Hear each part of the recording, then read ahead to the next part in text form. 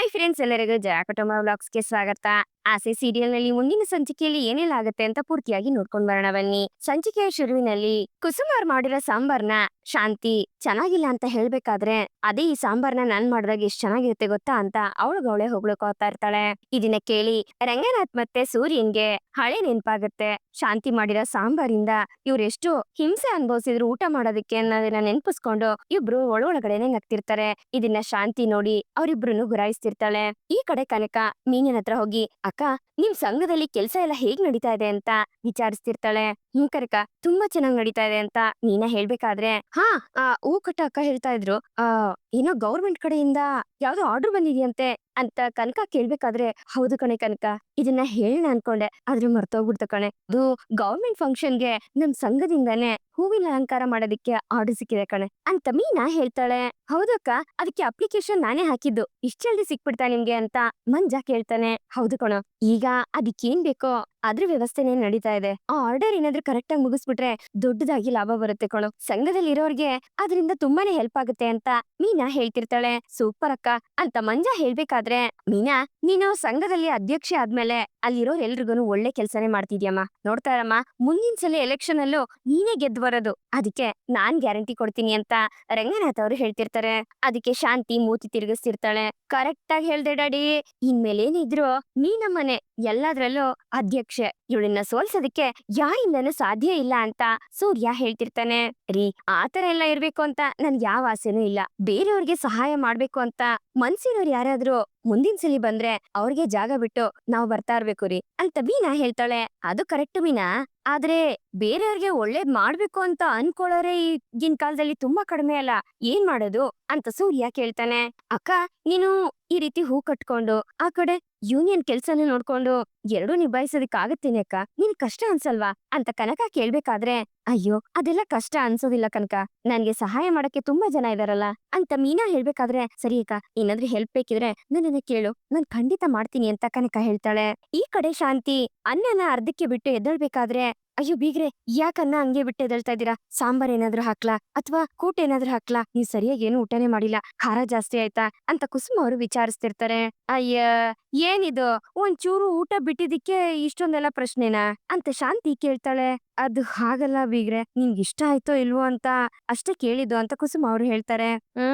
ಏನೋ ತಿನ್ನೋ ಮಟ್ಟಿಗಿತ್ತು, ತಟ್ಟೆನ ಬಳ್ಕೊಂಡು ತಿನ್ನೋ ಅಂತ ಅಭ್ಯಾಸ ನನಗಿಲ್ಲ ಅಂತ ಶಾಂತಿ ಹೇಳ್ತಿದ್ದಂಗೆ ರಂಗನಾಥ್ ಮತ್ತೆ ಸೂರ್ಯ ಇಬ್ರು ಶಾಂತಿನೇ ಗುರಾಯಿಸ್ತಾ ಇರ್ತಾರೆ. ಚಿಚಿ, ಅದೊಂಥರ ಚೀಪ್ ಆಗಿ ಕಾಣಿಸುತ್ತೆ.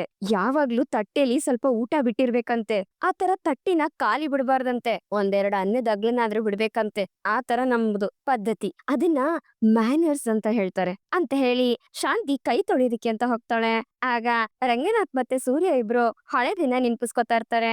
ಒಂದ್ಸಲಿ ಶಾಂತಿ ಜೊತೆ ಊಟ ಕುತ್ಕೊಂಡಿರ್ಬೇಕಾದ್ರೆ, ಆಗ ಶಾಂತಿ ತಟ್ಟೆಲಿ ಒಂದು ಅಗಳು ಬಿಡದೇ ಇರೋ ತರ ಊಟ ಮಾಡಿ ತಟ್ಟೆನು ನೆಕ್ಬಿಟ್ಟಿರ್ತಾಳೆ. ಅದನ್ನ ನೋಡಿ ರಂಗನಾಥ್ ಮತ್ತೆ ಸೂರ್ಯ ಇಬ್ರು ಶಾಕ್ ಆಗಿ, ಏ ಶಾಂತಿ, ನೀ ಬೇಕಿದ್ರೆ ಇನ್ನೊಂದ್ ಸ್ವಲ್ಪ ಹಾಕೊಂಡ್ ಊಟ ಮಾಡೆ, ಏನೇ ತಟ್ಟೆನೆಲ್ಲ ಹಿಂಗ್ ಬಳ್ಕೊಂಡ್ ತಿಂದಿದ್ಯಾ ಅಂತ ರಂಗನಾಥ್ ಅವ್ರು ಕೇಳ್ಬೇಕಾದ್ರೆ, ಸಕ್ರೆ, ತಟ್ಟೆನ ತೊಳೆ ಅಷ್ಟೇ ಬೇಡ, ಅಷ್ಟು ಕ್ಲೀನ್ ಆಗಿ ವಾಶ್ ಮಾಡ್ಬಿಟ್ಟಿದ್ಯಾ ಅಂತ ಸೂರ್ಯ ಹೇಳ್ತಾನೆ.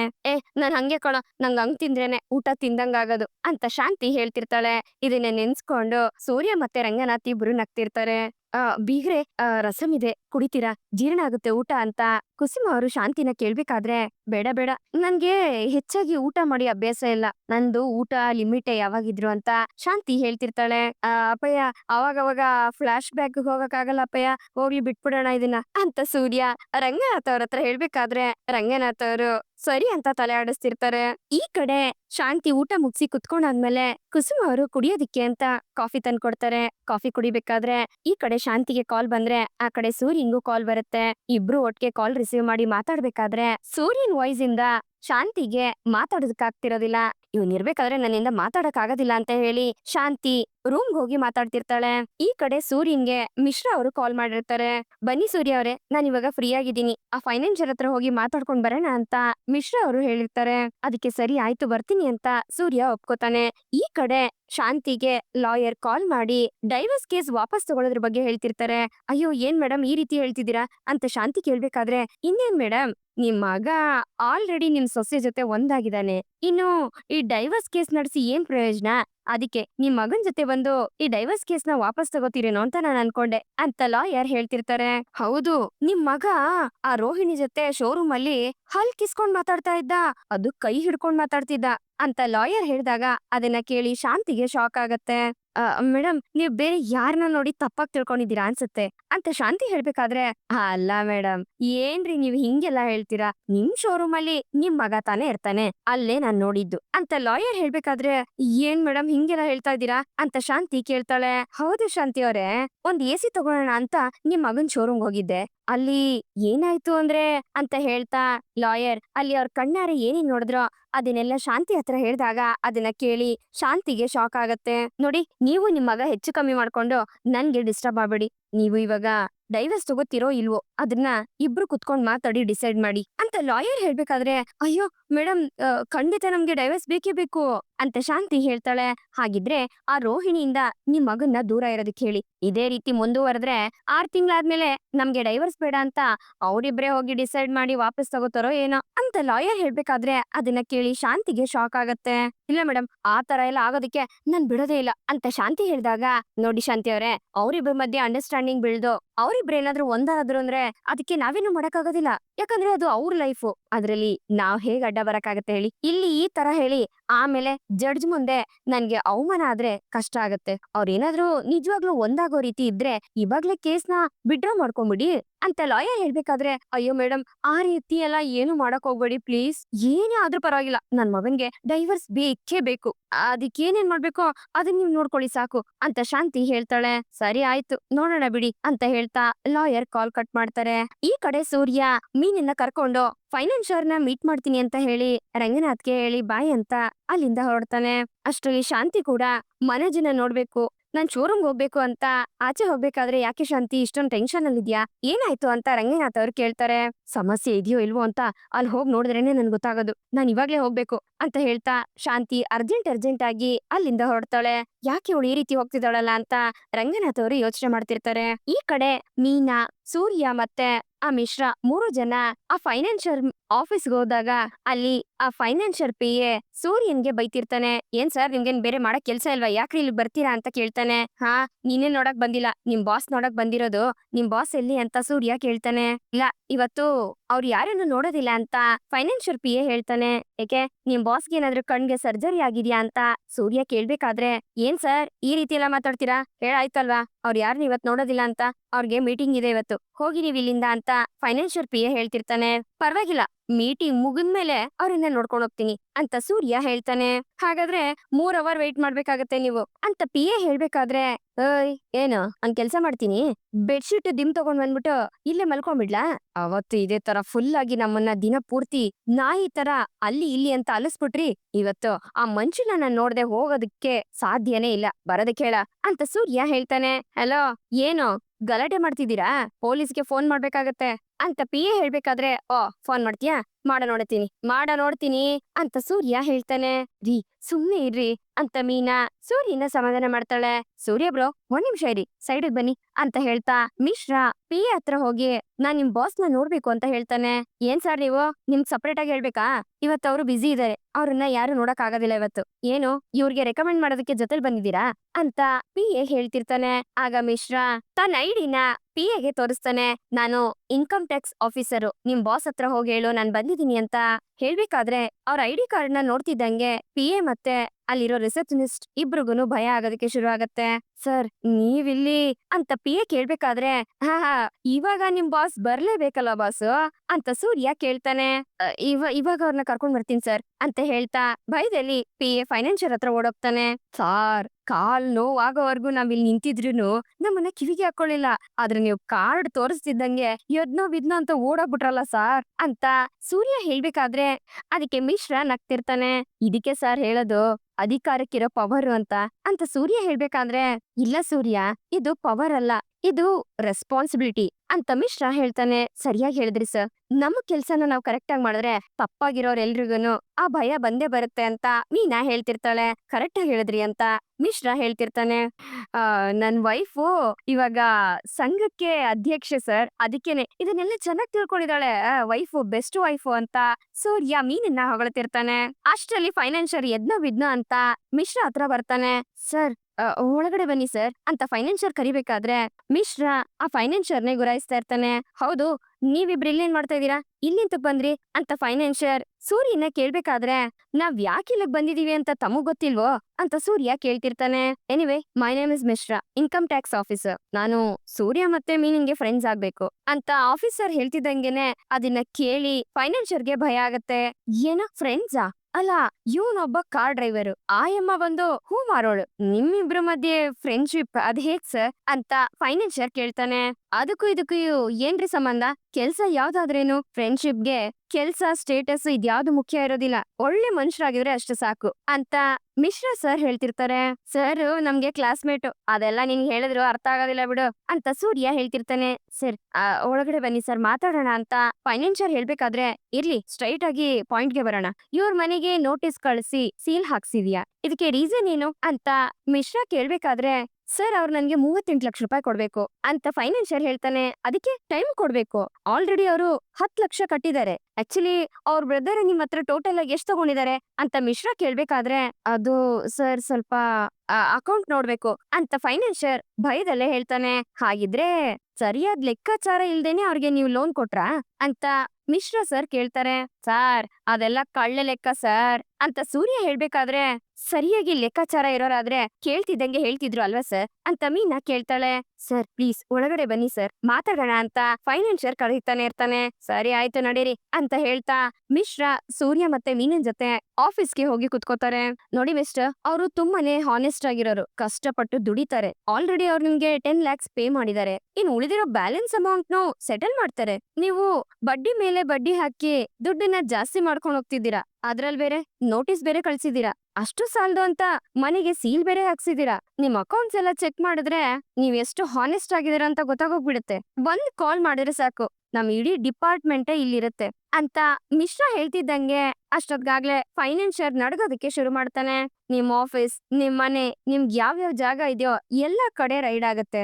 ಎಷ್ಟು ಜನದ ಹತ್ರ ನೀವು ಹೈಯೆಸ್ಟ್ ಇಂಟ್ರೆಸ್ಟ್ ನ ತಗೊಂಡಿದೀರಾ, ಗೌರ್ಮೆಂಟ್ಗೆ ಲೆಕ್ಕ ತೋರಿಸ್ದೇನೆ ಎಷ್ಟು ಟ್ಯಾಕ್ಸ್ ನ ಯಾಮರ್ಸಿದೀರಾ, ಎಲ್ಲ ಆಚೆಗೆ ಬಂದ್ಬಿಡುತ್ತೆ ಅಂತ ಮಿಶ್ರಾ ಸರ್ ಹೇಳ್ಬೇಕಾದ್ರೆ ಸರ್ ನಾನು ಆಲ್ರೆಡಿ ಟ್ಯಾಕ್ಸ್ ಎಲ್ಲ ಕರೆಕ್ಟ್ ಆಗಿ ಪೇ ಮಾಡಿದೀನಿ ಸರ್, ಎಲ್ಲ ಲೀಗಲ್ ಆಗೇ ಇದೆ ಸರ್ ಅಂತ ಫೈನಾನ್ಷಿಯರ್ ಹೇಳ್ಬೇಕಾದ್ರೆ ಓ ಮತ್ ಯಾಕ್ ಸರ್ ತಾವ್ ಇಷ್ಟೊಂದ್ ಬೆವ್ತೋಗ್ತಾ ಇದ್ದೀರಾ ಅಂತ ಸೂರ್ಯ ಕೇಳ್ತಾನೆ.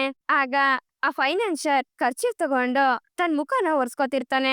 ನೋಡಿ ಮಿಸ್ಟರ್, ದುಡ್ಡನ್ನ ಇವ್ರು ಕಟ್ತೀನಿ ಅಂತ ಹೇಳಿದ್ಮೇಲೆ ನೀವ್ ಯಾಕೆ ಹಿಂಗ್ ಮಾಡಿದ್ರಿ ಅಂತ ಮಿಶ್ರಾ ಸರ್ ಕೇಳ್ಬೇಕಾದ್ರೆ ಸರ್ ಅದಕ್ಕೆ ಅಂತ ಇವರು ಡಾಕ್ಯುಮೆಂಟ್ಸ್ ಅಲ್ಲಿ ಸೈನ್ ಸಹ ಮಾಡಿಸ್ಕೊಂಡಿದ್ದಾರೆ ಅಂತ ಮೀನಾ ಹೇಳ್ತಾಳೆ.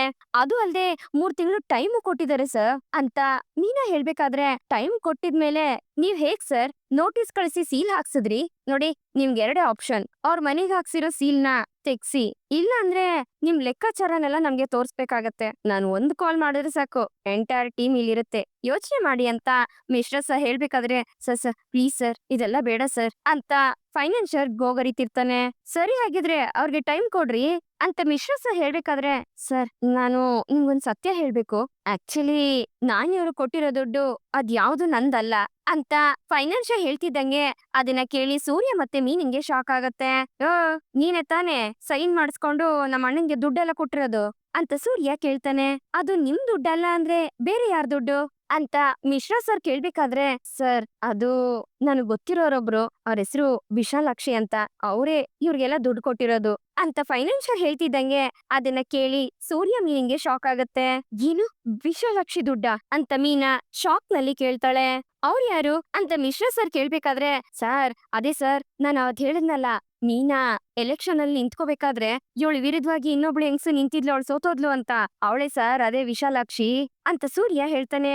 ಓ ಎಸ್ ಎಸ್ ಮಿಸ್ಟರ್, ಹಾಗಿದ್ರೆ ನೀವು ಕೊಟ್ಟಿರೋದು ಅವ್ರ ದುಡ್ಡ ಅಂತ ಮಿಶ್ರಾ ಸರ್ ಕೇಳ್ತಾರೆ.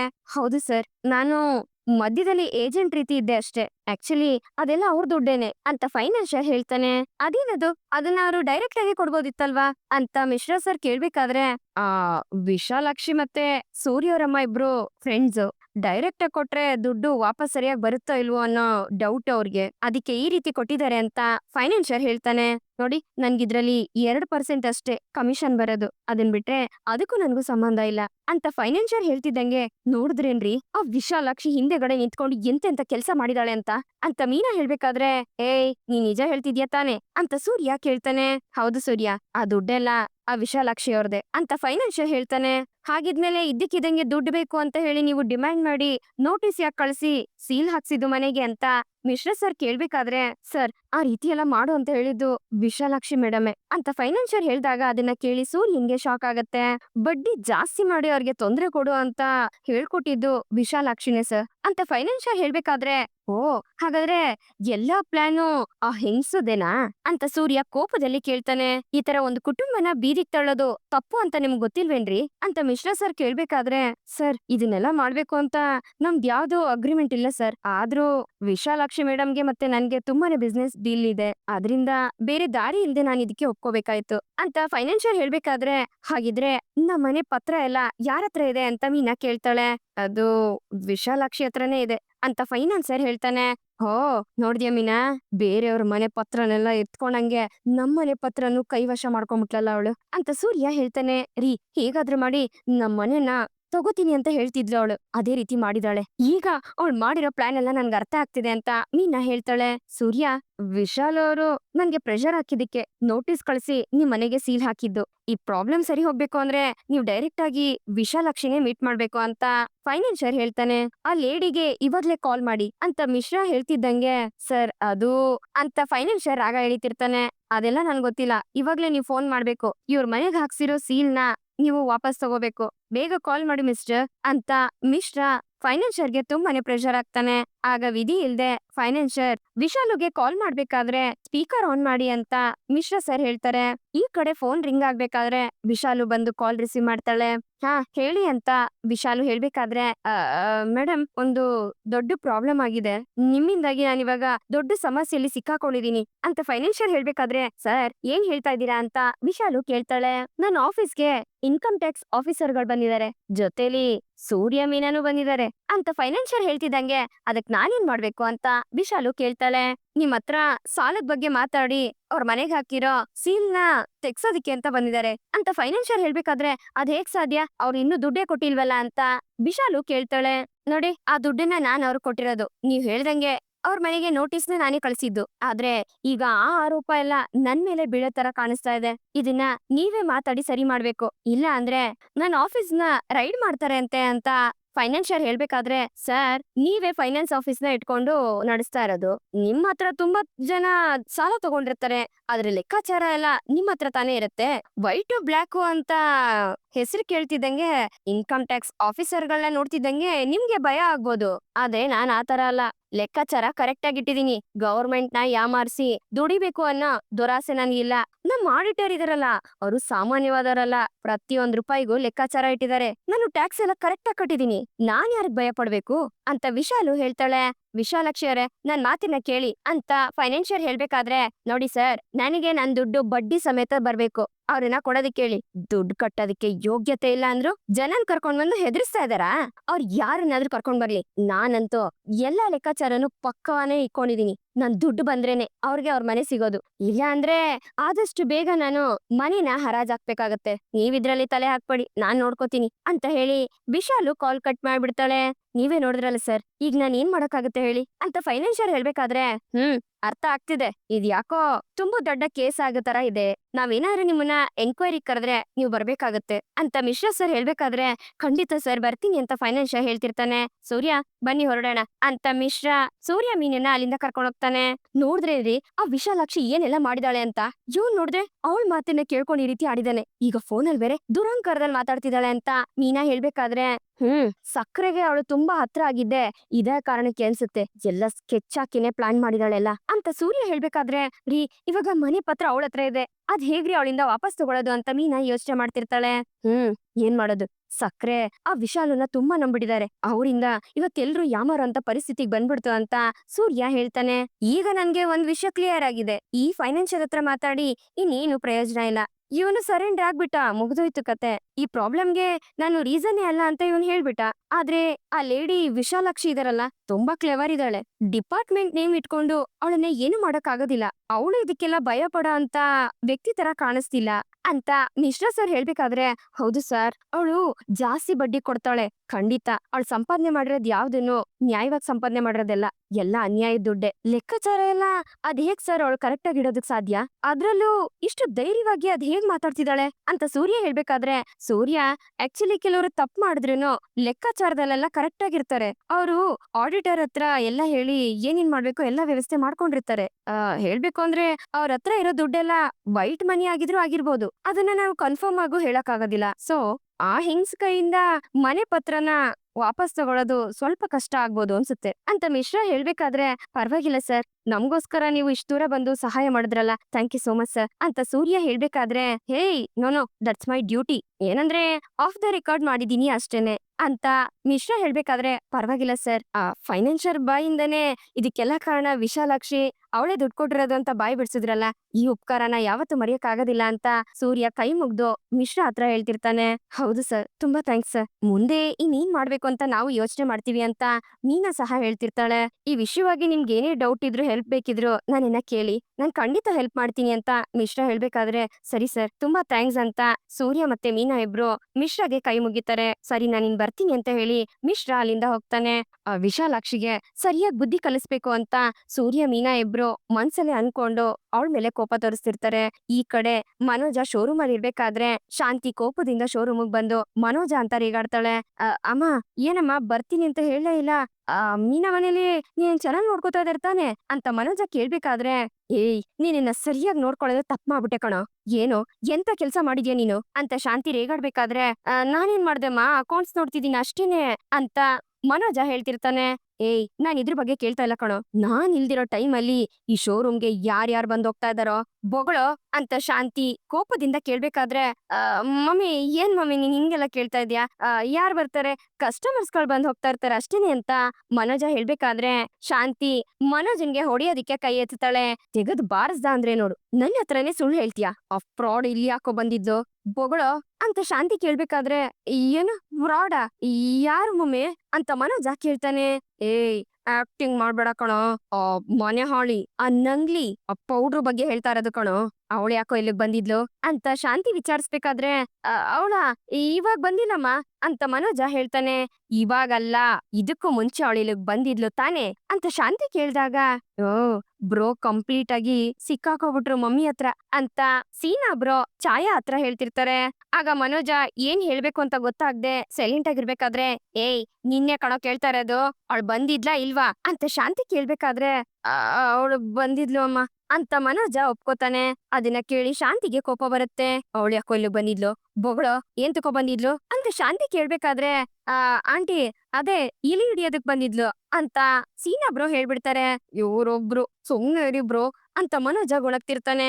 ಏನು ಇಲಿ ಹಿಡಿಯಕ್ಕ ಅಂತ ಶಾಂತಿ ಕೇಳ್ಬೇಕಾದ್ರೆ, ಮಮ್ಮಿ ಅದು ಇಲಿ ಕಾಟ ಜಾಸ್ತಿ ಆಗೋಗ್ಬಿಟ್ಟಿತ್ತ, ಅದಕ್ಕೆ ಇಲಿ ಹಿಡಿಯೋದಿಕ್ಕೆ ಅಂತ ಬಂದಿದ್ಲು ಅಂತ ಮನೋಜ ಹೇಳ್ತಾನೆ. ಓ ಏನು ಇವಾಗ ಪೌಡರ್ ಹಚ್ಚೋದ್ ಬಿಟ್ಬಿಟ್ಟು ಇವಾಗ ಇಲಿ ಹಿಡಿಯೋ ಕೆಲ್ಸ ಶುರು ಮಾಡ್ಕೊಂಡಿದ್ದಾಳ ಅಂತ ಶಾಂತಿ ಕೇಳ್ತಾಳೆ. ಇಲ್ಲ ಮಮ್ಮಿ, ಶೋರೂಮ್ ಅಲ್ಲಿ ಇಲಿ ಕಾಟ ಜಾಸ್ತಿ ಆಗಿತ್ತು, ಅದಕ್ಕೆ ಅದನ್ನ ಹಿಡಿಯೋದಿಕ್ಕೆ ಬೆಕ್ಕನ್ ತಗೊಂಡ್ ಬಂದ್ಲು ಅಂತ ಮನೋಜ ಹೇಳ್ದಾಗ ಶಾಂತಿ ಮನೋಜನ್ನೇ ಗುರಾಯಿಸ್ತಾ ಇರ್ತಾಳೆ. ಓ, ಆ ಬೆಕ್ಕನ್ನ ತಗೊಂಡ್ ಬಂದ್ ಬಿಟ್ಟಿರೋದೇ ಅವಳೇನಾ ಅಂತ ಶಾಂತಿ ಕೇಳ್ದಾಗ, ಹ್ಞೂ ಅಂತ ಮನೋಜ ತಲೆ ಆಡಿಸ್ತಾನೆ. ಏನೋ ನಡೀತಾ ಇದೆ ಇಲ್ಲಿ, ಹಾ? ಏಯ್, ಅವಳಿಲ್ಲಿ ಇಲಿ ಹಿಡಿಯಕ್ ಬಂದಿರೋ ತರ ಅನ್ನಿಸ್ತಾ ಇಲ್ಲ, ನಾನ್ ಯಾಕೋ ನಿನ್ನ ಬುಟ್ಟಿಗೆ ಹಾಕೊಳಕ್ಕೆ ಅವಳು ಇಲ್ಲಿಗೆ ಬಂದಿರೋದು ಅನ್ಸುತ್ತೆ ಅಂತ ಶಾಂತಿ ಹೇಳ್ಬೇಕಾದ್ರೆ, ಮನೋಜ ಏನ್ ಹೇಳೋದು ಅಂತ ಗೊತ್ತಾಗದೆ ಭಯದಲ್ಲಿ ಒದ್ದಾಡ್ತಿರ್ತಾನೆ. ಏನ್ ನಡೀತಾ ಇದೆ ಇಲ್ಲಿ ಅಂತ ಶಾಂತಿ ಸೀನಾ ಬ್ರೋ ಮತ್ತೆ ಚಾಯನ್ನ ಕೇಳ್ಬೇಕಾದ್ರೆ, ಅದು ಕಸ್ಟಮರ್ಸ್ ನಡೆದಾಡ್ತಿದ್ದಾರೆ ಅಂತ ಸೀನಾ ಬ್ರೋ ಹೇಳ್ತಾರೆ. ಮರ್ಯಾದೆಯಾಗಿ ಹೇಳಿದ್ರೆ ಸರಿ, ಇಲ್ಲ ಅಂದ್ರೆ ಅಂತ ಶಾಂತಿ ಹೆದರ್ಸ್ಬೇಕಾದ್ರೆ, ಅದು ಅದು ಏನಂದ್ರೆ ನಮ್ ಶೋರೂಮ್ ಅಲ್ಲಿ ಇಲಿಗಳು ಜಾಸ್ತಿ ಇದಾವೆ ಅಂತ ರೋಹಿಣಿ ಅವರು ಬೆಕ್ ತಗೊಂಡ್ ಬಂದ್ರು, ಆದ್ರೆ ಆ ಬೆಕ್ಕು ಆ ಇಲಿನ ಹಿಡ್ಕೊಳ್ದೆ ಅದ್ರ ಜೊತೆ ಫ್ರೆಂಡ್ ಆಗ್ಬಿಡ್ತು ಅಂತ ಸೀನಾ ಬ್ರೋ ಹೇಳ್ಬೇಕಾದ್ರೆ, ಏನು ಇಲಿ ಬೆಕ್ಕು ಎರಡು ಫ್ರೆಂಡ್ ಆದ್ವಾ, ಅದ್ ಹೇಗ್ ಸಾಧ್ಯ, ಇಬ್ರು ವೈರಿಗಳು ತಾನೆ ಅಂತ ಶಾಂತಿ ಕೇಳಿದಾಗ, ಮ್ಯಾಮ್ ಅದೇ ನಮ್ಗೆ ವಿಚಿತ್ರ ಅನ್ಸಿದ್ದು. ಇಲಿನ ಹಿಡಿಯೋದಕ್ ಬಂದಿರೋ ಬೆಕ್ಕು ಅದ್ರ ಹಸುನ ಮರ್ತು ಅದ್ರ ಜೊತೆ ಫ್ರೆಂಡ್ಶಿಪ್ ಮಾಡ್ಕೊಂಡ್ಬಿಡ್ತು ಅಂತ ಛಾಯಾ ಹೇಳ್ತಾಳೆ. ಈ ತರ ಮಿರಾಕಲ್ಸ್ ಅವಾಗವಾಗ ಆಗ್ತಿರತ್ತೆ. ಈ ತರ ತುಂಬಾ ಜನ ಮನುಷ್ಯರು ಬೇರೆಯವ್ರ ಹತ್ರ ಜಗಳ ಮಾಡ್ಕೊಂಡಿದ್ರು ಅವ್ರ ಜೊತೆ ನಗ್ನಗ್ತಾ ಇರ್ತಾರಲ್ವಾ, ಹಂಗೆ ಅಲ್ವಾ ಬ್ರೋ ಅಂತ ಸೀನಾ ಬ್ರೋ ಕೇಳ್ಬೇಕಾದ್ರೆ, ಸುಮ್ನಿರು ಬ್ರೋ ಅಂತ ಮನೋಜ ಹೇಳ್ತಿರ್ತಾನೆ.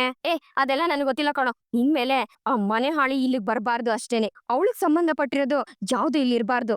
ಸೀನಾ ಹೋಗಿ ಈ ಬೆಕ್ಕನ್ನ ಎತ್ಕೊಂಡ್ ಬರೋಗು ಅಂತ ಶಾಂತಿ ಹೇಳಿದಾಗ, ಏನು ನಾನಾ ಅಂತ ಸೀನಾ ಬ್ರೋ ಕೇಳ್ತಾರೆ. ಹಾ ನೀನೆ ಅಂತ ಶಾಂತಿ ಹೇಳ್ಬೇಕಾದ್ರೆ, ಶಾಂತಿಗೆ ಹೆದರ್ಕೊಂಡು ಸೀನಾ ಬ್ರೋ ಆ ಬೆಕ್ಕನ್ನ ತಗೊಂಡ್ ಬರೋದಕ್ಕೆ ಅಂತ ಹೋಗ್ತಾರೆ. ನೋಡೋ, ಅವಳಗ್ ಸಂಬಂಧಪಟ್ಟಿರೋದ್ ಯಾವ್ದು ಇಲ್ಲಿ ಇರ್ಬಾರ್ದು. ನಿನಗೂ ಅವಳಿಗೂ ಡೈವರ್ಸ್ ಆಗ್ಲೇಬೇಕು. ಅವಳ ಸಹವಾಸನೇ ನಮಗ್ ಬೇಡ. ಅವಳಿಂದಾನೆ ನಮ್ ಕುಟುಂಬ ಇವತ್ತು ಇಂಥ ಪರಿಸ್ಥಿತಿನಲ್ಲಿರೋದು. ಅವಳ ಜೊತೆ ನಿನ್ ಡೈವರ್ಸ್ ಆದ್ರೆ ನಿನ್ ಜೀವನ ಚೆನ್ನಾಗಿರುತ್ತೆ ಕಣೋ, ಅದನ್ನ ಅರ್ಥ ಮಾಡ್ಕೊ ಅಂತ ಶಾಂತಿ ಮನೋಜನ್ಗೆ ಹೇಳ್ಬೇಕಾದ್ರೆ, ಅಷ್ಟ್ರಲ್ಲಿ ಸೀನಾ ಬ್ರೋ ಬೆಕ್ಕನ್ನ ಹಿಡ್ಕೊಂಡ್ ಬರ್ತಾರೆ. ಆಗ ಶಾಂತಿ ಆ ಬೆಕ್ಕಿರೋ ಬಾಕ್ಸ್ ನ ತಾನೇ ಇಸ್ಕೊತಾಳೆ. ಮನೋಜ, ಇನ್ಮೇಲೆ ಇಲ್ಲಿ ಏನೇನಾಗುತ್ತೋ ಅದನ್ನೆಲ್ಲ ನಾನ್ ನೋಡ್ತಾ ಇರ್ಬೇಕು ಕಣ, ಅದಕ್ಕೇನ್ ಮಾಡ್ಬೇಕು ಅಂತ ಹೇಳೋ ಅಂತ ಶಾಂತಿ ಕೇಳ್ಬೇಕಾದ್ರೆ, ಅದಕ್ಕೇನ್ ಮಾಡಕ್ಕಾಗುತ್ತೆ, ನೀವಿಲ್ಲೇ ಚೇರ್ ಹಾಕೊಂಡ್ ಕುತ್ಕೋಬೇಕಾಗತ್ತ ಅಷ್ಟೇನೆ ಮಮ್ಮಿ ಅಂತ ಮನೋಜ ಹೇಳ್ತಾನೆ. ನಾನ್ ಇಲ್ಲಿ ಬಂದ್ ಕುತ್ಕೊಂಡು ಸುಮ್ನೆ ಇರೋದಕ್ಕಾಗೋದಿಲ್ಲ ಕಣ ಅಂತ ಶಾಂತಿ ಹೇಳ್ಬೇಕಾದ್ರೆ, ಹಾಗಿದ್ರೆ ನೀವ್ ಇಲ್ಲೇ ಒಂದು ಕೆಲ್ಸಕ್ ಸೇರ್ಕೊಬಿಡಿ ಅಂತ ಸೀನಾ ಬ್ರೋ ಹೇಳ್ತಾನೆ. ಏನು, ನಾನು ಸಕ್ರವೇಲ್ ಶಾಂತಿ ಇಲ್ಲಿ ಕೆಲ್ಸಕ್ ಸೇರ್ಕೋಬೇಕಾ ಅಂತ ಶಾಂತಿ ಕೋಪದಲ್ಲಿ ಕೇಳ್ತಾಳೆ. ಮೇಡಮ್, ಇಲ್ಲಿ ನಡೆಯೋದನ್ನ ನೀವ್ ನೋಡ್ಬೇಕು ಅಷ್ಟೇ ತಾನೇ, ಅದಕ್ಕೆ ನೀವ್ ಏನ್ ಮಾಡ್ಬೋದು ಗೊತ್ತಾ, ಈ ಶೋರೂಮ್ ಅಲ್ಲಿರೋ CCTV ಕ್ಯಾಮ್ರಾನೆಲ್ಲ ನೀವ್ ಮೊಬೈಲ್ಗೆ ಸೆಟ್ ಮಾಡ್ಕೋಬಹುದು ಅಂತ ಛಾಯಾ ಹೇಳ್ದಾಗ, ಅದನ್ನ ಕೇಳಿ ಮನೋಜನ್ಗೆ ಶಾಕ್ ಆಗತ್ತೆ. ಏನ್ ಇವಳು ಇಂಥ ಐಡಿಯಾ ಕೊಟ್ಬಿಟ್ಲಲ್ಲ ಅಂತ ಮನೋಜ ಛಾಯಿನ್ನೇ ಗುರಾಯಿಸ್ತಾ ಇರ್ತಾನೆ. ಹೀಗೆಲ್ಲ ಮಾಡ್ಬೋದಾ, ಸರಿ ಆಯ್ತು, ನನ್ ಮೊಬೈಲ್ಗೆ ಸೆಟ್ ಮಾಡ್ಕೊಡು ಬಾ ಅಂತ ಹೇಳಿ ಛಾಯಿನ್ನ ಶಾಂತಿ ಕರ್ಕೊಂಡೋಗ್ತಾಳೆ. ಎಂತ ಕೆಲ್ಸ ಆಯ್ತಲ್ಲ ಅಂತ ಮನೋಜ ಒಳಗಡೆನೆ ಬೇಜಾರ್ ಮಾಡ್ಕೊತಾ ಇರ್ತಾನೆ. ಈ ಕಡೆ ಸೂರ್ಯ ಮೀನಾ ಇಬ್ರು ವಿಶಾಲಾಕ್ಷಿನ ಹುಡ್ಕೊಂಡ್ ಹೋಗ್ತಾರೆ. ಅವಳೆಲ್ಲ ಹೋಗ್ಬೇಕಾದ್ರೆ ಸಡನ್ ಆಗಿ ಅವಳ ಕಾರನ್ನ ಅಡ್ಡ ಹಾಕಿ ವಿಶಾಲಾಕ್ಷಿ ಅಂತ ಮೀನಾ ಜೋರಾಗಿ ಕರೀತಾಳೆ. ಏನು ರೋಡಲ್ಲಿ ಇತ್ಕೊಂಡು ನನ್ನನ್ನ ಹೆಸರಿಡ್ ಬೇರೆ ಕರೀತಾ ಇದ್ಯಾ, ಅಷ್ಟೊಂದ್ ದುರಂಕಾರನ ಅಂತ ವಿಶಾಲು ಕೇಳ್ತಾಳೆ. ನಿನ್ನ ನೋಡ್ಕೊಂಡು ಮನೆಗ್ ಹೋಗ್ತಾ ಇದ್ವಿ, ಇಲ್ಲಿ ರೋಡಲ್ಲೇ ಸಿಕ್ಕಿದ್ದು ಒಳ್ಳೇದಾಯ್ತು ಅಂತ ಸೂರ್ಯ ಹೇಳ್ಬೇಕಾದ್ರೆ, ಏನೋ ನನ್ನನ್ ನೋಡ್ಕೊಂಡ್ ಹೋಗ್ತಿದ್ರಾ, ಏಕೆ ಏನಾದ್ರೂ ಹೆಲ್ಪ್ ಮಾಡ್ಬೇಕಾಗಿತ್ತಾ ಅಥವಾ ಬಡ್ಡಿಗೆ ಏನಾದ್ರೂ ದುಡ್ಡು ಬೇಕಾಗಿತ್ತಾ ಅಂತ ವಿಶಾಲು ಕೇಳ್ಬೇಕಾದ್ರೆ, ಬಾಯಿ ಮುಚ್ಚಮ್ಮ ಸಾಕು, ನೀನ್ ಸಂಪಾದನೆ ಮಾಡ್ರೆ ಈ ಪಾಪದ ಹಣನ ಯಾವನ್ ತಗೋತಾನೆ ಅಂತ ಸೂರ್ಯ ಹೇಳ್ತಿರ್ತಾನೆ. ದುಡ್ಡಿಗೆ ಪಾಪ ಪುಣ್ಯದ ಲೆಕ್ಕಾಚಾರ ಎಲ್ಲ ಗೊತ್ತಾಗಲ್ಲ ಸೂರ್ಯ, ಆದ್ರೆ ಅದನ್ನ ಇಟ್ಕೊಂಡು ಮಾಡಿರೋ ಪಾಪ ಕರ್ಮನು ಪುಣ್ಯವಾಗಿ ಬದಲಾಯಿಸ್ಕೋಬಹುದು ಅಂತ ವಿಶಾಲು ಹೇಳ್ತಿರ್ತಾಳೆ. ನೀನ್ ಇದೇ ಕೆಲ್ಸ ಆಗೋಯ್ತಲ್ಲ, ಬೇರೆಯವ್ರನ್ನ ಯಾಮಾರ್ಸೋದು, ಅವ್ರನ್ನ ಅಯ್ಯೋ ಅನ್ನಿಸ್ಕೊಳ್ಳೋದು, ಬೇರೆಯವ್ರ ತಲೆ ಮೇಲೆ ಹೊಡೆದು ದುಡ್ಡು ಸಂಪಾದನೆ ಮಾಡೋದು, ಇದನ್ನೆಲ್ಲ ಮಾಡ್ಬಿಟ್ಟು ದೇವಸ್ಥಾನ ಅಂತ ಹೋಗ್ಬಿಟ್ಟು ಅಲ್ಲಿ ಈ ದುಡ್ಡನ್ನ ಹಾಕ್ಬಿಡೋದು. ಏನ್ ಮಾಡೋದು, ಆ ದೇವ್ರು ನಿನ್ನಂತವ್ರಿಗೆ ಬದುಕೋದಕ್ಕೆ ಚಾನ್ಸ್ ಕೊಟ್ಬಿಟ್ಟಿದಾನೆ. ಬೇರೆಯವ್ರ ಜೀವನನ ಹಾಳ್ ಮಾಡಿ ಅದರಿಂದ ಬರೋಂತ ದುಡ್ಡಲ್ಲಿ ನೀನು ಊಟ ಮಾಡ್ತೀಯಲ್ಲ, ಅದ್ ಹೇಗ್ ನಿನ್ ಮೈ ಹತ್ತತ್ತೆ ಅಂತ ಸೂರ್ಯ ಬೈತಿರ್ತಾನೆ. ನಮ್ಮ ಅಕ್ಕನ್ ಬಗ್ಗೆ ಏನೋ ಹಿಂಗೆಲ್ಲ ಮಾತಾಡ್ತಾ ಇದ್ಯಾ ಅಂತ ವಿಶಾಲು ಚೇಲ ಕೇಳ್ಬೇಕಾದ್ರೆ, ನಿಮ್ ಅಕ್ಕನ್ಗೆ ಇವಾಗ ಕೊಡ್ತಾ ಇರೋದ ಮರ್ಯಾದಿನೇ ಹೆಚ್ಚು, ನೀನೇನಾದ್ರೂ ಓವರ್ ಆಗಿ ಮಾತಾಡ್ದೆ ಸರಿಯಾಗಿ ಕೊಡ್ಬೇಕಾಗತ್ತೆ ಅಂತ ಸೂರ್ಯ ವಿಶಾಲು ಚೇಲ ಬಾಯಿ ಮುಚ್ಚಿಸ್ತಾನೆ. ಸೂರ್ಯ, ಏಂತಕ್ ನೀನ್ ಇಲ್ಲಿ ಬಂದು ಈ ರೀತಿ ಜಗಳ ಮಾಡ್ತಾ ಇರೋದು, ದೊಡ್ಡದಾಗಿ ಡೈಲಾಗ್ ಬೇರೆ ಹೊಡಿತಾ ಇದ್ಯಾ ಅಂತ ವಿಶಾಲು ಕೇಳ್ಬೇಕಾದ್ರೆ, ನೀನ್ ಮಾಡಿರೋ ಎಲ್ಲಾ ಫ್ರಾಡ್ ಕೆಲ್ಸನೂ ನನ್ಗೆ ಗೊತ್ತಾಯ್ತು ಕಣೆ, ಆ ಫೈನಾನ್ಷಿಯರ್ ನ ಮುಂದೆ ಇಟ್ಕೊಂಡು ಎಲ್ಲಾ ಕೆಲ್ಸನೂ ಹಿಂದೆ ನಿಂತ್ಕೊಂಡು ನೀನ್ ಚೆನ್ನಾಗ್ ಮಾಡಿದ್ಯಲ್ಲೇ, ಆ ವಿಷಯ ಎಲ್ಲ ನನ್ಗೆ ಗೊತ್ತಾಯ್ತು ಅಂತ ಮೀನಾ ಹೇಳ್ತಾಳೆ. ಹೌದಾ, ಯಾವ್ದ್ರ ಬಗ್ಗೆ ಮಾತಾಡ್ತಿದ್ಯಾ ಅಂತ ವಿಶಾಲು ಆಕ್ಟಿಂಗ್ ಮಾಡ್ಬೇಕಾದ್ರೆ, ನಾಟಕ ಮಾಡ್ಬೇಡ ಕಣೆ, ನಿನ್ ದುಡ್ಡನ್ನ ಆ ಫೈನಾನ್ಷಿಯರ್ ಕೊಟ್ಟು ಅವ್ರ ಮೂಲಕ ಅತ್ತೆಗೆ ದುಡ್ಡು ಕೊಡ್ಸಿದ್ಯಲ್ಲ ಅಂತ ಮೀನಾ ಕೇಳ್ಬೇಕಾದ್ರೆ, ಅದಾ, ಹೌದು, ಆ ದುಡ್ಡನ್ನ ನಾನೇ ಕೊಟ್ಟಿದ್ದು. ಈ ಬಡ್ಡಿ ವ್ಯವಹಾರ ಅಂದ್ರೆ ಹಂಗೆ ಮೀನಾ, ಎಲ್ಲದನ್ನು ಡೈರೆಕ್ಟ್ ಆಗಿ ಮಾಡಕ್ಕಾಗತ್ತಾ ಹೇಳು, ಗೊತ್ತಿರೋ ಜನಕ್ಕೆ ದುಡ್ಡು ಕೊಟ್ರೆ ಅವ್ರ ಹತ್ರ ದುಡ್ಡು ವಸೂಲಿ ಮಾಡೋದಕ್ಕೆ ಹಿಂಸೆ ಆಗತ್ತೆ. ನಿಮ್ ಮತ್ತೆ ನನ್ಗೆ ಮಾಸ್ಟರ್ ಆಗ್ಬೇಕು, ಅದಕ್ಕೆ ಆ ದುಡ್ಡು ಮತ್ತೆ ವಾಪಸ್ ಬರುತ್ತೋ ಇಲ್ವೋ ಅನ್ನೋ ಡೌಟ್ ಇತ್ತು, ಅದಕ್ಕೆ ಫೈನಾನ್ಷಿಯರ್ ನ ಮಧ್ಯದಲ್ಲಿ ಇಟ್ಕೊಂಡು ಈ ದುಡ್ಡು ಕೊಟ್ಟೆ, ಅದ್ರಲ್ಲಿ ಏನ್ ತಪ್ಪಿದೆ ಅಂತ ವಿಶಾಲು ಕೇಳ್ತಾಳೆ. ಯಾವ್ದನ್ನ ಮನ್ಸಲ್ಲಿ ಇಟ್ಕೊಂಡು ದುಡ್ಡನ್ನ ಕೊಟ್ಟಿದ್ಯಾ ಅಂತ ನನಗ್ ಗೊತ್ತಿಲ್ವಾ, ಅನ್ಯಾಯವಾಗಿ 48 ಲಕ್ಷ ದುಡ್ಡನ್ನ ಸಾಲ ಅಂತ ತೋರ್ಸಿದ್ಯಾ, ಅಷ್ಟು ದುಡ್ಡೆಲ್ಲ ನಾನ್ ಸಕ್ಕರೆ ತಗೊಂಡೇ ಇಲ್ಲ ಅಂತ ಸೂರ್ಯ ಹೇಳ್ತಾನೆ. ನೋಡು ಸೂರ್ಯ, ಬಡ್ಡಿ ಅಂತ ಒಂದ್ ಇದೆಯಲ್ಲಪ್ಪ ಅಂತ ವಿಶಾಲು ಹೇಳ್ಬೇಕಾದ್ರೆ, ನೀ ತಗೊಳ್ಳೋ ಬಡ್ಡಿ ಅಲ್ಲ ಅನ್ಯಾಯದ ಬಡ್ಡಿ, ಅದನ್ನ ಬೇರೆಯವ್ರ ಮೂಲಕ ಕೊಡ್ಸಿದ್ಯಾ, ಮನೆ ಪತ್ರನೂ ಇಸ್ಕೊಂಡಿದ್ಯಾ ಅಂತ ಮೀನಾ ಕೇಳ್ಬೇಕಾದ್ರೆ, ನೋಡು ಮೀನಾ, ನಾನೇನು ಸುಮ್ನೆ ಕೊಟ್ಟಿಲ್ಲ, ನೀ ಮತ್ತೆ ನನ್ನೇನೋ ಹುಡ್ಕೊಂಡ್ ಬಂದು ಗಾಡಿ ಬೇಡಿದ್ರು ಹೋಗ್ಲಿ ಪಾಪ ಅಂತ ನಾನ್ ಕೊಟ್ನಪ್ಪ, ಅದ್ರಲ್ಲಿ ಬಡ್ಡಿ ತಗೊಳೋದ್ರಲ್ಲಿ ತಪ್ಪೇ ಇದೆ ಅಂತ ವಿಶಾಲು ಕೇಳ್ತಾಳೆ. ನಿನ್ ಯೋಚನೆ ದುಡ್ಡಿಗೆ ಬಡ್ಡಿ ತಗೊಳ್ಳೋದಲ್ಲ, ನಮ್ ಮನೆನ ನಿನ್ ಕೈ ವಶ ಮಾಡ್ಕೋಬೇಕು ಅನ್ನೋದು, ಅದೇ ತಾನೇ ಅಂತ ಮೀನಾ ಕೇಳ್ದಾಗ, ಅದಕ್ಕೆ ವಿಶಾಲು ನಗ್ತಿರ್ತಾಳೆ. ನಮ್ ಸಕ್ರೆ ಜೊತೆನೆ ಫ್ರೆಂಡ್ ಅಂತ ಹೇಳ್ಕೊಂಡು ನಾಟಕ ಮಾಡಿ ಅವ್ರ ಬೆನ್ಗೆ ಚೂರಿ ಹಾಕ್ಬಿಟ್ಟಲ್ಲ ಅಂತ ಸೂರ್ಯ ಬೈತಾನೆ.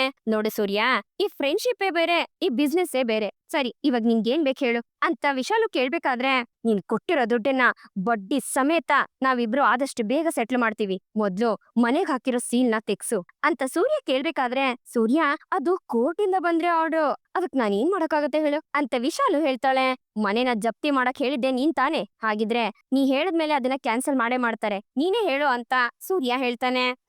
ಮಾಡ್ತಾರೆ, ಆದ್ರೆ ಅದ್ರಿಂದ ನನಗೇನ್ ಲಾಭ ಅಂತ ವಿಶಾಲು ಕೇಳ್ತಾಳೆ. ನಿನ್ ದುಡ್ಡು ಆದಷ್ಟು ಬೇಗ ನಿನ್ ಕೈ ಬಂದ್ ಸೇರುತ್ತೆ, ನಾವ್ ಮತ್ತೆ ಆ ಮನೆಗೆ ಹೋಗ್ಲೇಬೇಕು ಅಂತ ಮೀನಾ ಹೇಳ್ತಾಳೆ. ನೋಡು ಮೀನಾ, ನೀವ್ ಹೇಗಿದ್ರು ದುಡ್ಡನ್ನ ಕೊಡ್ಲೇಬೇಕು, ಬೇರೆ ದಾರಿ ಇಲ್ಲ, ಇಲ್ಲಾಂದ್ರೆ ಮನೆ ಹೊರಟೋಗುತ್ತಲ್ಲ. ಆದ್ರೆ ಆ ಸೀಲ್ ನ ಕ್ಯಾನ್ಸಲ್ ಮಾಡ್ಸೋದಿಕ್ಕೆ ಬರೀ ದುಡ್ಡು ಬಂದ್ರೆ ಸಾಕಾಗೋದಿಲ್ಲ ಅಂತ ವಿಶಾಲು ಹೇಳ್ಬೇಕಾದ್ರೆ, ಬೇರೆ ಇನ್ನೇನ್ ಮಾಡ್ಬೇಕು ಅಂತ ಮೀನಾ ಕೇಳ್ತಾಳೆ. ಓ, ನಾನ್ ಏನೇ ಹೇಳಿದ್ರು ಮಾಡ್ತೀಯ ಅಂತ ವಿಶಾಲು ಕೇಳ್ತಾಳೆ. ಮೊದ್ಲು ಅದೇನು ಅಂತ ಹೇಳು, ಆಮೇಲೆ ಹೇಳ್ತೀನಿ ಅಂತ ಮೀನಾ ಹೇಳ್ಬೇಕಾದ್ರೆ, ನಿನ್ ಕುಟುಂಬ ಮತ್ತೆ ಆ ಮನೆ ಒಳಗಡೆ ಹೋಗ್ಬೇಕು ಅಂದ್ರೆ ನೀನ್ ಏನ್ ಬೇಕಾದ್ರೂ ಮಾಡ್ತೀಯ ಅಲ್ವಾ? ಸರಿ, ನೀನ್ ಇಷ್ಟೊಂದ್ ರಿಕ್ವೆಸ್ಟ್ ಮಾಡ್ಕೋತಿದ್ಯಾ ಅಂತ ನನ್ ಕಡೆಯಿಂದ ಒಂದ್ ವಿಷಯ ಹೇಳ್ತೀನಿ. ನನ್ಗೆ ದೊಡ್ಡದಾಗಿ ಏನು ಬೇಡ ಮೀನಾ, ನನ್ನನ್ನ ಸೋಲ್ಸಿ ನೀನ್ ಇವಾಗ ಕುತ್ಕೊಂಡಿದ್ಯಲ್ಲ, ಆ ಅಧಿಕಾರಕ್ಕೆ ನೀನು ರಿಸೈನ್ ಮಾಡ್ಬೇಕು ಅಂತ ವಿಶಾಲು ಹೇಳ್ತಿದ್ದಂಗೆ ಅದನ್ನ ಕೇಳಿ ಸೂರ್ಯ ಮೀನಿಂಗೆ ಶಾಕ್ ಆಗತ್ತೆ. ಏನು, ರಾಜೀನಾಮೆನಾ ಅಂತ ಸೂರ್ಯ ಶಾಕ್ ಅಲ್ಲಿ ಕೇಳ್ಬೇಕಾದ್ರೆ, ಹೌದು, ಇವಳು ರಾಜೀನಾಮೆ ಕೊಟ್ರೆ ನೆಕ್ಸ್ಟ್ ಅವಳಿಗಿಂತ ಹೆಚ್ಚಾಗಿ ಓಟ್ ತಗೊಂಡಿರೋ ನಾನೇ ಅಲ್ವಾ ಅಧಿಕಾರಕ್ಕೆ ಬರೋದು, ಮತ್ತೆ ಯಾರು ನಂಗೆ ಕಾಂಪಿಟೇಷನ್ ಕೊಡೋದಕ್ ಬರೋದೇ ಇಲ್ಲ, ಪದೇ ಪದೇ ನಾನೇ ಗೆಲ್ತಿರ್ತೀನಿ. ನೀನ್ ಯಾವಾಗ ರಿಸೈನ್ ಮಾಡ್ತೀಯ, ನೆಕ್ಸ್ಟ್ ಸೆಕೆಂಡೇ ಮನೆಗ್ ಹಾಕ್ಸಿರೋ ಸೀಲ್ನ ಕ್ಯಾನ್ಸಲ್ ಮಾಡಿಸ್ತೀನಿ, ಯೋಚನೆ ಮಾಡು ಮೀನಾ, ಏನ್ ಹೇಳ್ತೀಯ ಅಂತ ವಿಶಾಲು ಕೇಳ್ಬೇಕಾದ್ರೆ, ಮೀನಾ ಇವಾಗ ಅರ್ಥ ಆಯ್ತಾ ಈ ಅಮ್ಮನ್ ಪ್ಲಾನ್ ಏನು ಅಂತ? ನೀನ್ ಅಧಿಕಾರದ ಮೇಲೆ ಈ ಅಮ್ಮನ್ ಕಣ್ಬಿದ್ದಿದೆ, ಮೀನಾ ಅಧಿಕಾರದಲ್ಲಿರೋದಕ್ಕೂ ನಮ್ ಮನೆಗೂ ಏನ್ ಸಂಬಂಧ ಇದೆ? ಇಷ್ಟೊಂದು ಚೀಪ್ ಆಗಿ ಯೋಚನೆ ಮಾಡ್ತಿದ್ಯಲ್ಲ, ಅದೇನು ಆ ಒಂದು ಅಧಿಕಾರನ ತಗೊಂಡು ನೀನ್ ಏನ್ ಮಾಡ್ತೀಯಾ ಅಂತ ಸೂರ್ಯ ಕೇಳ್ತಾನೆ. ನೋಡು, ನಾವ್ ಏನ್ ಮಾಡ್ತೀನೋ ನಿಂಗ್ ಅದ್ ಬೇಕಾಗಿಲ್ಲ, ನನ್ಗೇನ್ ಬೇಕೋ ಅದನ್ನ ಪಡ್ಕೊಳ್ಳೋದಿಕ್ಕೆ ನಾನ್ ಏನ್ ಬೇಕಾದ್ರೂ ಮಾಡ್ತೀನಿ, ಅದು ನನ್ ಪಾಲಿಸಿ ಅಂತ ವಿಶಾಲು ಹೇಳ್ತಾಳೆ. ತುಂಬಾ ಚೀಪ್ ಆಗಿರೋ ಪಾಲಿಸಿ ನಿಂದು ಅಂತ ಸೂರ್ಯ ಹೇಳ್ಬೇಕಾದ್ರೆ, ನೀನ್ ಏನಾದ್ರೂ ಅನ್ಕೋ, ನಾನು ಅಲ್ಲಿ ಪೋಸ್ಟಲ್ ಇಲ್ಲ ಅಂದಿದ್ರುನು ಅಲ್ಲಿ ಎಲ್ಲಾ ಅಧಿಕಾರನು ನನ್ ಮೂಲಕನೇ ನಡೀತಾ ಇತ್ತು, ಅದಿವಾಗ ಜೂಳ್ ಕೈಲೋಗ್ ಸೇರಿದೆ, ನನ್ ಮಾನ ಮರ್ಯಾದೆ ಎಲ್ಲ ಹೊರಟೋಯ್ತು, ಅವತ್ತಿಂದ ನನ್ ನಿದ್ದೆನೂ ಹೊರಟೋಯ್ತು ಅಂತ ವಿಶಾಲು ರೇಗಾಡ್ತಿರ್ತಾಳೆ. ಅದ್ ಹೇಗ್ ಸಾಧ್ಯ? ಒಳ್ಳೆ ಮನ್ಸಿದ್ದವ್ರಿಗೆ ಮಾತ್ರ ಚೆನ್ನಾಗಿ ಕಣ್ ತುಂಬಾ ನಿದ್ದೆ ಬರೋದು, ಇಂತರ ಮನ್ಸ್ಪೂರ್ತಿ ಕಚ್ಚಡಾನೆ ತುಂಬ್ಕೊಂಡಿರೋರ್ಗೆ ನಿದ್ದೆ ಎಲ್ಲಿಂದ ಬರುತ್ತೆ ಅಂತ ಸೂರ್ಯ ಬೈತಾನೆ. ಹಾಗಾದ್ರೆ ಈ ಅಧಿಕಾರಕ್ಕೋಸ್ಕರ ಇಷ್ಟೆಲ್ಲ ಮಾಡ್ದ ಅಂತ ಮೀನಾ ಕೇಳ್ತಾಳೆ. ನಾ ಹೇಳಾಯ್ತಲ್ಲ, ನನ್ ಮುಂದೆ ನಿಂತ್ಕೊಂಡು ಮಾತಾಡಕ್ ಯೋಗ್ಯತೆ ಇಲ್ದಿರೋ ನೀನು ನಾನ್ ಇರ್ಬೇಕಾಗಿರೋ ಸೀಟಲ್ ಕುತ್ಕೊಂಡು ನನ್ ಮುಂದೆನೆ ಅಧಿಕಾರ ಚಲಾಯಿಸ್ತೀಯಾ? ಅದನ್ನ ನನ್ನಿಂದ ನೋಡಕ್ ಆಗೋದಿಲ್ಲ. ನೀನನ್ನ ಹೂಕಟ್ಟ ಸಂಘದ ಲೀಡರ್ ಅಂತ ಎಲ್ರು ಮೆರ್ಸೋದೇನು? ಛೆ, ಅದನ್ನೆಲ್ಲ ನೋಡ್ತಿದ್ರೇನೆ ಹಿಂಗೆ ಉರ್ದೋಗುತ್ತೆ ನನಗೆ. ನೋಡು ಮೀನಾ, ನಿನ್ ಎರಡೇ ಆಪ್ಷನ್, ನಿನ್ಗೆ ಆ ಅಧಿಕಾರ ಬೇಕಾ ಅಥವಾ ನಿನ್ ಮನೆ ಬೇಕಾ, ನೀನೇ ನಿರ್ಧಾರ ಮಾಡು ಅಂತ ವಿಶಾಲು ಹೇಳ್ಬೇಕಾದ್ರೆ ಮೀನಾ ಯೋಚನೆ ಮಾಡ್ತಿರ್ತಾಳೆ. ವಾ, ಆಪ್ಷನ್ ಕೊಡ್ತಾ ಇದ್ದೀರಾ? ಟೈಮ್ ನೋಡಿ ಕತ್ಕೊಯ್ಯೋದು ಅಂತಾರಲ್ಲ, ಅದಿದೆ ಮೀನಾ. ಫೈನಾನ್ಷಿಯರ್ನ ಮುಂದಿಟ್ಕೊಂಡು ಹಿಂದೆಯಿಂದ ದುಡ್ಡು ಕೊಟ್ಟು ನರಿ ತರ ಪ್ಲಾನ್ ಮಾಡಿದಾಳೆ, ಎಲ್ಲ ನಿನ್ ಸೀಟ್ಗೋಸ್ಕರ ಅಂತ ಸೂರ್ಯ ಹೇಳ್ಬೇಕಾದ್ರೆ, ನೋಡು ಮೀನಾ, ನಾನು ಬಡ್ಡಿಗ್ ದುಡ್ಡು ಕೊಡೋಳೆ, ಅನ್ಯಾಯದ ಬಡ್ಡಿನೇ ತಗೋತೀನಿ, ಆದ್ರೆ ಕೊಟ್ಟಿರೋ ಮಾತನ್ ಮಾತ್ರ ಯಾವತ್ತೂ ಮೀರೋದಿಲ್ಲ. ನೀನ್ ರಾಜೀನಾಮೆ ಪೇಪರ್ಗೆ ಸೈನ್ ಮಾಡ್ತಿದ್ದಂಗೆ ಮನೆ ಕಳ್ಸಿರೋ ನೋಟಿಸ್ ಪೇಪರ್ನ ನಾನೇ ಬಂದ್ ಹರಿದ್ ಬಿಸಾಕ್ತೀನಿ, ಯೋಚನೆ ಮಾಡು ಮೀನಾ ಅಂತ ವಿಶಾಲು ಹೇಳ್ತಿರ್ತಾಳೆ. ನೀನೇನು ಮಾಡಿ ದಬಾಕ ಅವಶ್ಯಕತೆ ಇಲ್ಲ. ನೋಡು ಮೀನಾ, ಈ ಅಮ್ಮನ ಹತ್ರ ಎಷ್ಟ್ ಮಾತಾಡಿದ್ರೆ ಅಷ್ಟೇನೆ, ನಮ್ ಟೈಮ್ ವೇಸ್ಟ್ ಆಗತ್ತೆ, ಇದನ್ನ ಹೆಂಗ್ ನೋಡ್ಕೋಬೇಕು ಅಂತ ನನ್ಗೆ ಗೊತ್ತಿದೆ, ಬಾ ಅಂತ ಹೇಳಿ ಸೂರ್ಯ ಕಾರ್ನ ಹತ್ತಿ ಕುತ್ಕೋತಾನೆ. ಮೀನಾ ನಿಂತ್ಕೋ ಮೀನಾ, ನಾನ್ ಈಗ್ಲೂ ಹೇಳ್ತಾ ಇದೀನಿ, ನೀನ್ ಇವಾಗ ಆ ಸಂಘಕ್ಕೆ ರಾಜೀನಾಮೆ ಕೊಟ್ರೆ ನೀನ್ ಮನೆ ನಿನ್ ಕೈಗೆ ಬರುತ್ತೆ, ಯೋಚನೆ ಮಾಡು ಅಂತ ವಿಶಾಲು ಹೇಳ್ಬೇಕಾದ್ರೆ ಮೀನಾ ಯೋಚನೆ ಮಾಡ್ತಿರ್ತಾಳೆ. ಮೀನಮ್ಮ, ಅವಳ ಮಾತನ್ನ ಕೇಳ್ಬೇಡ, ಬಾಯಿಗೆ ಅಂತ ಸೂರ್ಯ ಕರೀತಾನೆ. ಆಗ ಮೀನಾ ಯೋಚನೆ ಮಾಡ್ತಾನೆ ಕಾರ್ನಲ್ಲಿ ಬಂದು ಕುತ್ಕೋತಾಳೆ. ಎಲ್ಲಿ ಯಾವ ವಿಷಯನ ಟಚ್ ಮಾಡಿದ್ರೆ ಏನಾಗುತ್ತೆ ಅಂತ ನನಗ್ ಚೆನ್ನಾಗ್ ಗೊತ್ತು, ಖಂಡಿತ ಈ ಮೀನಾ ತನ್ನ ಅಧಿಕಾರಕ್ಕೆ ರಾಜೀನಾಮೆ ಕೊಟ್ಟೆ ಕೊಡ್ತಾಳೆ ಅಂತ ವಿಶಾಲು ತುಂಬಾನೇ ಖುಷಿ ಪಡ್ತಿರ್ತಾಳೆ. ಇಲ್ಲಿಗೆ ಈ ಒಂದು ಸಂಚಿಕೆ ಮುಗಿಯುತ್ತೆ. ಈ ಸಂಚಿಕೆ ನಿಮ್ಗೆ ಇಷ್ಟ ಆಗಿದೆ ಅಂತ ಅನ್ಕೊಳ್ತೀನಿ. ಇಷ್ಟ ಆಗಿದ್ರೆ ದಯವಿಟ್ಟು ಲೈಕ್ ಮಾಡಿ, ಹಾಗೆ ಹೇಗಿತ್ತು ಅನ್ನೋದನ್ನ ಕಮೆಂಟ್ ಮೂಲಕ ತಿಳಿಸಿ. ಮತ್ತೆ ಮುಂದಿನ ಸಂಚಿಕೆಯೊಂದಿಗೆ ನಿಮ್ಮನ್ನ ಭೇಟಿ ಆಗ್ತೀನಿ. ಅಲ್ಲಿವರೆಗೂ Tata, bye bye, take care.